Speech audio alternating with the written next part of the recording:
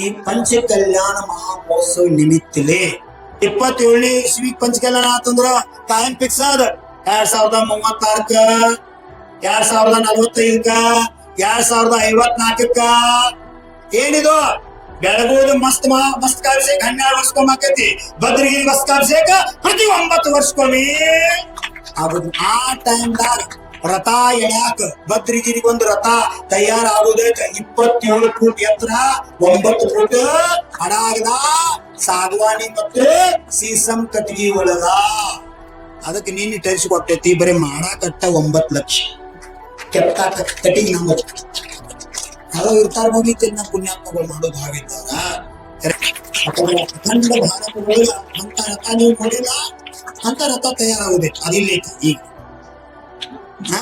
ಕೆಳಗ ಅಷ್ಟು ಕೋಣ, ಅಷ್ಟು ದಿಕ್ಕಿಗೆ 8 ಆನೆಗಳು, ಆನೆ ಮೇಲೆ ಗಜಕೇಸರಿ ಪೀಠ, ಅದ್ರ ಮ್ಯಾಲ ಚತುರ್ಮುಖ ಮೂರ್ತಿ ಕುಣಿಸುವಂತ ಪೀಠ, ಅದ್ರ ಹೊರಗೆ ನೋಡ್ರೆ ಜೈನ ಧರ್ಮ ತ್ರಿಲೋಕದ ಆಕಾರದೊಳಗ ರಥ ನಿರ್ಮಾಣ ಆಗುವಂತ ಕಾರ್ಯ. ಜೈನ ಧರ್ಮ ತ್ರಿಲೋಕದಿಲ್ಲ, ತ್ರಿಲೋಕದ ಆಕಾರದೊಳಗನ ಅದ್ರ ಮ್ಯಾಲ ಸುಂದರವಾಗಿರ್ತಕ್ಕಂಥ ಕಲಶ ಮಂಗಲ ಕುಂಭ ಸ್ಥಾಪನ ಆಗ್ತದ.